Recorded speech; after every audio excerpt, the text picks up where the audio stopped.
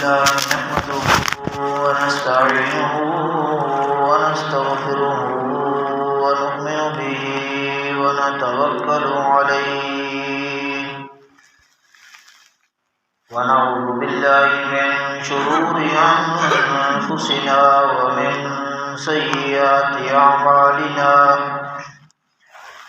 من يهده الله فلا مضل له ومن يضلله فلا هادي له ونشهد أن لا إله إلا الله وحده لا شريك له ونشهد أن سيدنا ومولانا محمدا عبده ورسوله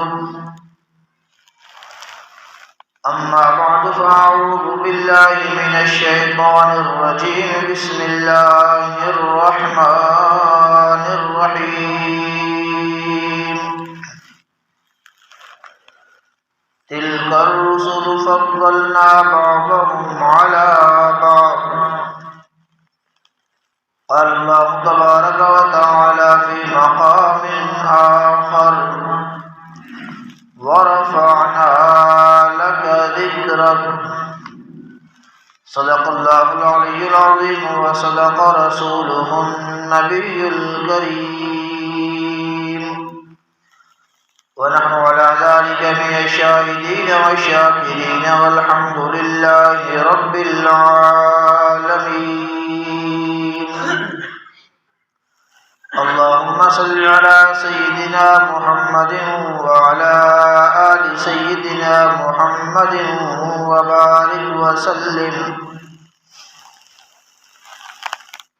اے جان میری نئی جان میری جان دی جان حضور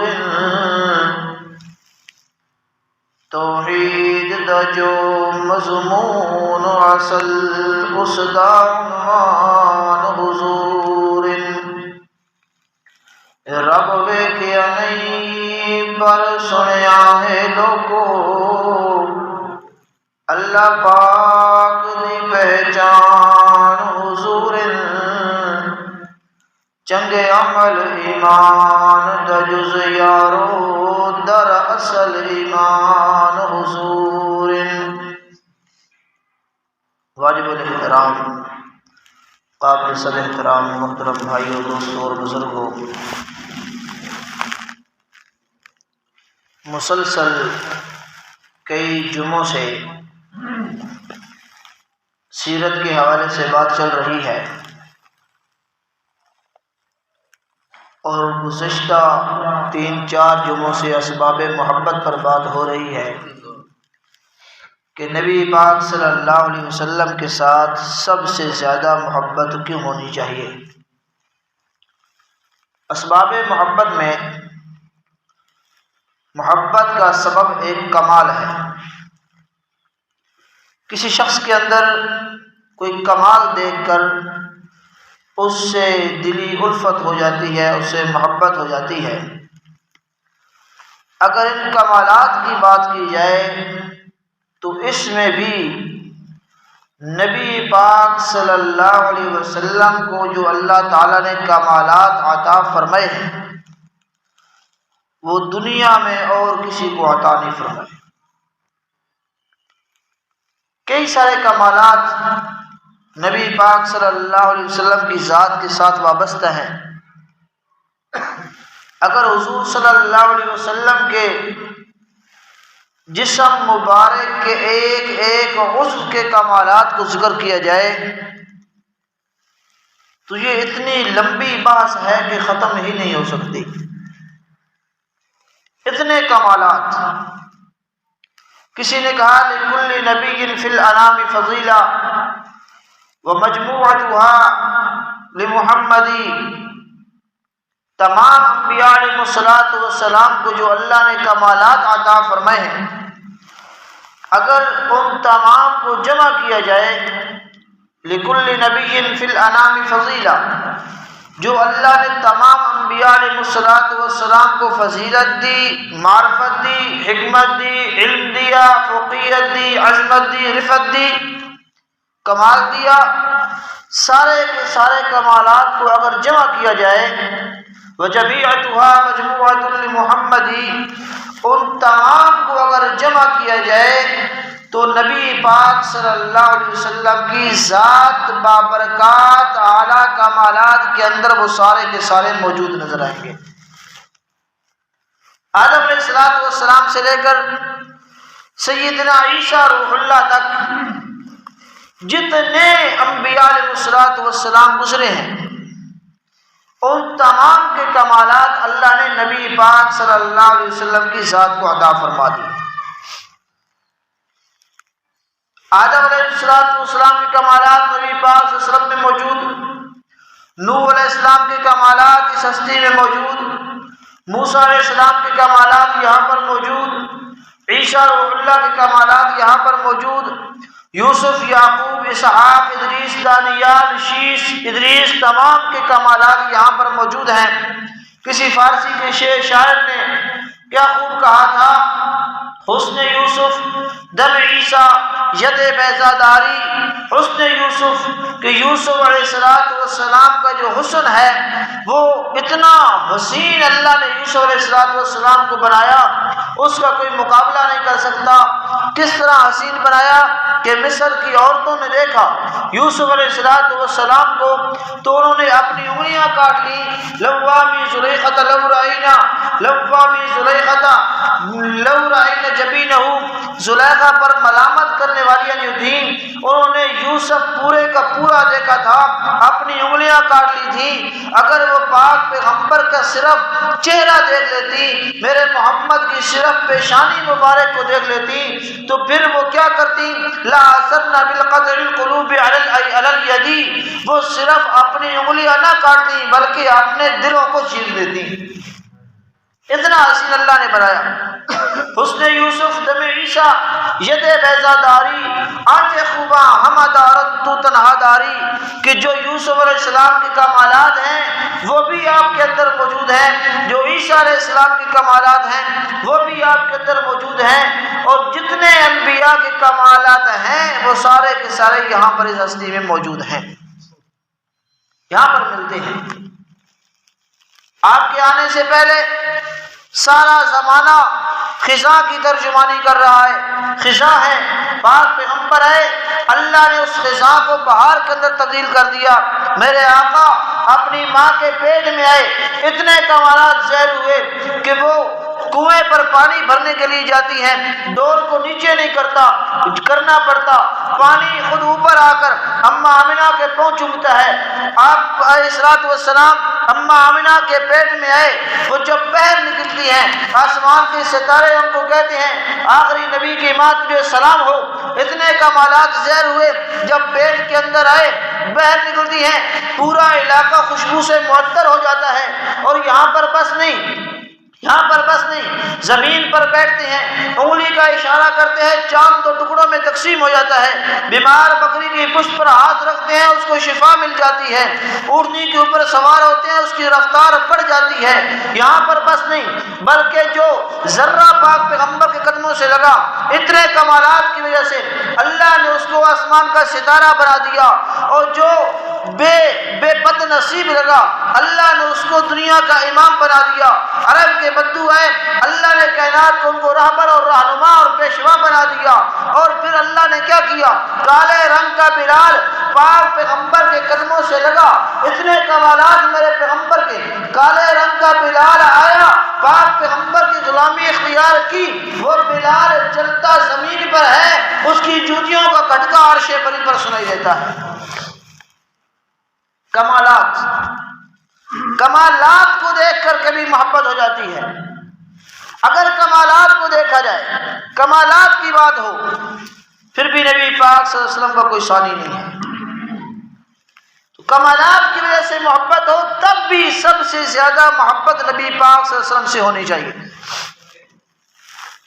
کیوں جتنے کمالات آپ علیہ السلام میں موجود ہیں کسی اور میں موجود نہیں.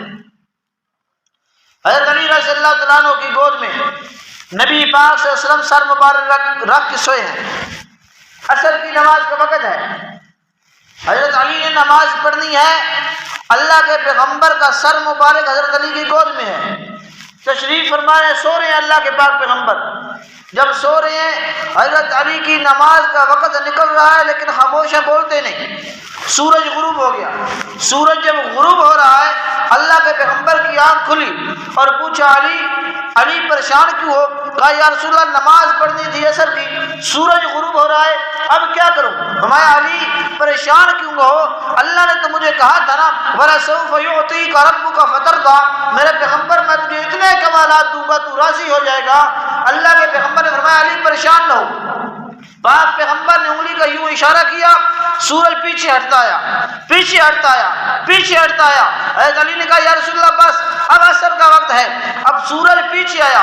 لوگوں سورج کے ساتھ دنیا کے اوقات جڑے ہیں، سورج کے ساتھ دنیا کے معاملات جڑے ہیں، سورج کے ساتھ دنیا کے سارے معاملات سورج کے ساتھ منسلک ہیں، جڑے ہیں۔ سورج ٹھہر جائے زمانہ ٹھہر جاتا ہے، وہ سورج گیا واپس آیا پاک پیغمبر کی انگلی کے اشارے سے، اور اب یہ سورج کھڑا ہے، سورج کھڑا ہے، سورج کھڑا ہے۔ حضرت علی نے عصر کی نماز پڑھی۔ لوگوں وہ اتنی ہستی عظیم ہے کہ جس کی انگلی کے اشارے سے اللہ سورج کو پیچھے لا کے زمانے کو کھڑا کر دے، اس کو محمد رسول اللہ کہتے ہیں، اس کو محمد عربی کہتے ہیں۔ سورج آ کے ٹھہر گیا، حضرت علی نے نماز پڑھی، زمانہ رک گیا، زمانے کی گردش رک گئی، رک کیا گیا، پیچھے کو لوٹا۔ آج تک یہ نہیں ہوا گھڑی کی جو سوئی آگے چلی گئی ہو وہ واپس آئی ہو، لیکن یہاں پر معاملہ عجیب ہے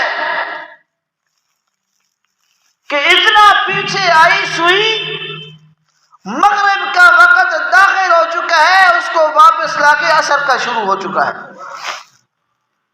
عصر کا شروع ہو چکا ہے۔ اتنے کمالات آج تک لوگوں نے دیکھا پتھروں سے پانی نکل رہا ہے، آج تک لوگوں نے دیکھا زمین سے پانی پھوٹ رہا ہے، پہاڑوں سے پانی پھوٹ رہا ہے۔ ایک غزوہ کے اندر موجود ہے نبی پاک صلی اللہ علیہ وسلم، پانی ختم ہو گیا، صحابہ نے کہا یا رسول اللہ پانی کوئی نہیں، پانی ختم ہو چکا ہے۔ اللہ کے نبی نے فرمایا کچھ پانی ہے آپ کے پاس؟ کہا یا رسول اللہ تھوڑا سا پانی ہے پیالے میں۔ پیالہ لایا گیا، اس کے اندر تھوڑا سا پانی ہے، پاک پیغمبر نے اس پیالے کے اندر اپنے نبوت والا ہاتھ رکھا، صحابہ نے دیکھا اور پانچوں انگلیوں سے 5 چشمے پھوٹ رہے ہیں، پانی کے چشمے انگلیوں سے نکل رہے ہیں۔ اور اللہ نے موسیٰ علیہ السلام سے فرمایا تھا موسیٰ یہاں پر پتھر پر اپنا عصا مارو۔ موسیٰ علیہ السلام نے اپنا عصا مارا، فانفجرت من اثنتا عشرۃ عینا، 12 چشمے پھوٹے۔ پتھروں سے پانی پہلے بھی نکلتا ہے لیکن انگلیوں سے پانی نہیں نکلتا۔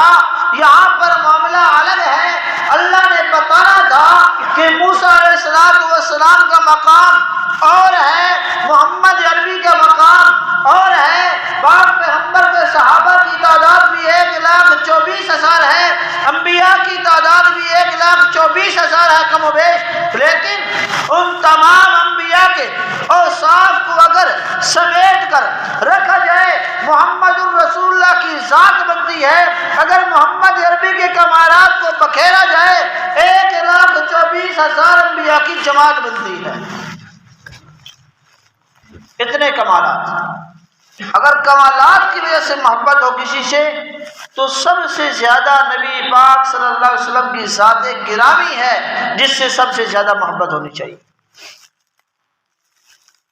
لوگوں نے دیکھا کسی کا حکم انسانوں پہ چلا، لوگوں نے دیکھا کسی کا حکم حیوانوں پہ چلا، لوگوں نے دیکھا کسی کا حکم اپنوں پہ چلا، لوگوں نے دیکھا کسی کا حکم پرایوں پہ چلا، لیکن میرے آقا کی ہستی وہ ہستی ہے جس کا حکم اپنوں پہ بھی بھی چلا، پرایوں پہ بھی چلا، زندوں پہ بھی چلا، مردوں پہ بھی چلا۔ ایک آدمی آیا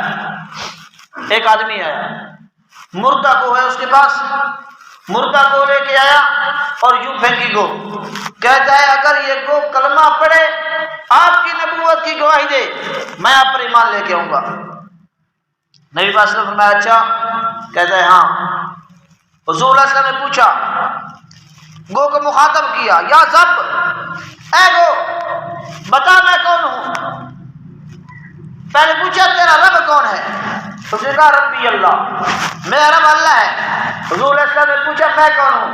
کہا انت محمد الرسول اللہ وخاتم النبیین، آپ محمد الرسول اللہ ہیں اور تمام انبیاء کے بعد آخری نبی آپ ہی ہیں۔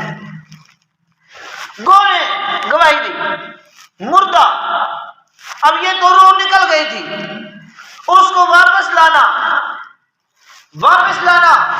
کوئی کہے گا نکلی ہوئی روح کو واپس لانا اور بھی معجزات ہیں انبیاء کے، اور بھی انبیاء کے معجزات ہیں یہ، لیکن ایک ایسی چیز جس میں روح کا تصور ہی نہیں، وہ بول کے اگر گواہی دے، ابو جہل آیا، ہاتھ میں کنکر ہے پتھر کے، مٹھی بند ہے، کہتے ہیں اگر آپ یہ بتائیں کہ میرے ہاتھ میں کیا ہے میں آپ کو نبی مان لوں گا۔ اللہ کے پیغمبر نے فرمایا میں بتاؤں یا تیرے ہاتھ میں جو چیز ہے وہ بتا میں کون ہوں؟ میں بتاؤں یا تیرے ہاتھ میں جو چیز ہے وہ بتا کہ میں کون ہوں؟ آپ جدھر سے گزرے پتھر بول پڑے، ابو جہل کی مٹھی میں بند کر بول پڑے، اور کنکریوں نے بول کے جواب دیا اشہد ان لا الہ الا اللہ واشہد ان محمدا عبدہ ورسولہ۔ ان کنکریوں نے جواب دیا۔ نبی پاک صلی اللہ علیہ وسلم کے سامنے کفار نے مطالبہ کیا اگر آپ کے حکم پر چاند 2 ٹکڑے ہو جائے ہم آپ کو نبی مان لیں گے۔ اللہ کے پیغمبر نے فرمایا ٹھیک ہے، انگلی کا اشارہ کیا، ایک دفعہ اس طرح کیا، دوسری مرتبہ اس طرف کیا، چاند کے 2 ٹکڑے ہوئے، لوگوں نے دیکھا ایک مکہ کی اس طرف، دوسرا مکہ کی اس طرف، اور پھر سائنسدانوں نے تحقیق کی، جب وہ چاند پر گئے تو واپس آ کر انہوں نے بتایا جو چاند کے ٹوٹنے کے بعد جڑنے کی جو درمیان میں دراڑ آئی تھی وہ آج بھی اسی طرح موجود ہے، تو کمالات، یہ تو انگلی کے کمالات ہیں، 2-3 آپ کو بتائے ہیں انگلی کے کمالات۔ نبی پاک صلی اللہ علیہ وسلم تشریف فرما ہے، خیبر کا موقع ہے، میں علی کو بلاؤ، حضرت علی آ گئے، میں علی آپ کے ہاتھ میں جھنڈا دے رہا ہوں، آپ نے خیبر کو فتح کرنا ہے۔ جھنڈا کون سا تھا؟ یہ جھنڈا وہ تھا جو حضرت عائشہ کا دوپٹہ تھا۔ اللہ کے پیغمبر حضرت عائشہ کے دوپٹے کو جھنڈا بنا کر کس کو دیا؟ حضرت علی کو دیا۔ اب یہاں پر خیبر فتح ہوا، تلوار علی کے ہاتھ میں تھی اپنی، اور جھنڈا عائشہ کا دوپٹہ تھا، علی کے بازو کی طاقت نے فتح کیا، اور جھنڈے جو عائشہ کے دوپٹے کا جھنڈا تھا اس کی برکت نے خیبر کو فتح کیا۔ دوبارہ حضرت علی نے عرض کی یا رسول اللہ میری آنکھ خراب ہے، آنکھ دکھ رہی ہے۔ اللہ کے پیغمبر نے اپنا لعاب دہن نکالا، حضرت علی کی آنکھ پہ لگایا، آنکھ ٹھیک ہو گئی۔ آپ جہاں پر لوگ موجود ہوں، معزز جگہ ہو گئی جہاں پر لوگوں کا ہجوم ہو، لوگ سمجھتے ہوں یہ اچھی جگہ ہے، وہاں پر آپ جا کر تھوک نہیں سکتے، وہاں پر لکھا ہوتا ہے یہاں پر تھوکنا منع ہے۔ کیوں؟ اگر انسان تھوکے تو اس سے بیماریاں پھیلتی ہیں، بیماریاں پھیلتی ہیں۔ میں اور آپ زمین کی اس مٹی سے بنے جس کے اندر وبا ہی وبا، پاک پیغمبر کا وجود ہے مقدس جنت کی مٹی سے بنا جس کے اندر شفا ہی شفا۔ اللہ کے پیغمبر نے لعاب لگایا حضرت علی کی آنکھ پر، آنکھ ٹھیک ہو گئی۔ آپ علیہ الصلوۃ والسلام کا لعاب مبارک لگا ابو بکر کی ایڑی پر، سانپ کا زہر ختم ہو گیا۔ پاک پیغمبر کا ہاتھ آیا ام معبد کی بکری پر، گھر دودھ سے بھر گیا۔ اب وہ چہرہ پیغمبر کا، وہ چہرہ جس کو دیکھ کر حسن و حسین کھیلتے تھے، پیغمبر کا وہ چہرہ جس کو دیکھ کر صحابہ راحت محسوس کرتے تھے، پیغمبر کا وہ چہرہ جس کو دیکھ کر بے ہدایتوں کو ہدایت مل جاتی تھی، پیغمبر کا وہ چہرہ جس کو دیکھ کر کافر کلمہ پڑھ لیتے تھے، آج وہ چہرہ مسجد قبلتین کے اندر موجود ہے۔ پاک پیغمبر نماز پڑھ رہے ہیں، دل کے اندر خیال آیا کبھی ہمارا قبلہ کعبۃ اللہ تعالی بیت المقدس کی جگہ، اللہ نے فرمایا قد نرى تقلب وجهك في السماء، میرے پیغمبر آپ کے دل میں خیال آیا ہے، آپ کے چہرے کا کمال ہی ہے، آپ نظر آسمان کی طرف اٹھانا آپ کی دیر ہے اور قبلے کو تبدیل کر دینا میں اللہ کا کام ہے۔ اللہ نے قبلہ تبدیل کر دیا، قبلہ تبدیل کر دیا، قبلہ تبدیل کیا۔ کس وجہ سے؟ پیغمبر کے چہرے کی کمال کی وجہ سے، چہرے کی کمال کی وجہ سے۔ ابو جہل سے کسی نے پوچھا تو محمد الرسول اللہ کا سب سے بڑا دشمن ہے، یہ بتا کبھی اس نے جھوٹ بھی بولا ہے؟ جھوٹ بھی بولا ہے؟ الفضل ما شہدت به الاعداء، فضیلت تو وہ ہے جس کا دشمن اقرار کرے، کمال تو یہ ہے جس کا دشمن اقرار کرے۔ ابو جہل کہنے لگا خدا کی قسم میرے اختلافات ضرور ہیں، میری دشمنی ضرور ہے، لیکن محمد جیسا سچا میں نے آج تک نہیں دیکھا، آج تک نہیں دیکھا۔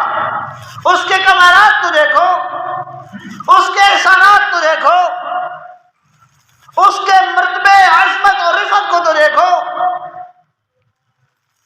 ہجرت کے موقع پر پاک پیغمبر موجود ہے گھر کے اندر، باہر کفار نے گھر کا محاصرہ کر لیا۔ جب گھر کا محاصرہ کر لیا اللہ کے پیغمبر باہر نکلے، ہاتھ میں مٹی لی، مٹھی بھری اور اس پر سورہ یاسین کی پہلی 5 آیات پڑھی اور یہ پڑھا شاہات الوجوہ، یہ پڑھا، مٹی کو یوں پھینکا، تمام کفار کی آنکھوں میں وہ مٹی پھیل گئی اور پیغمبر ان کی تلواروں کے نیچے سے چلے گئے، ان کو نظر بھی نہیں آئے، نظر بھی نہیں آئے۔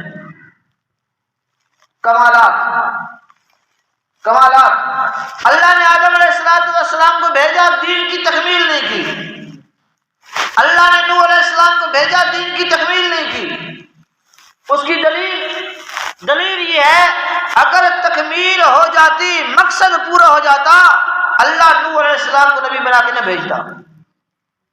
ضرورت تھی تو تب نوح کو بھیجا نا۔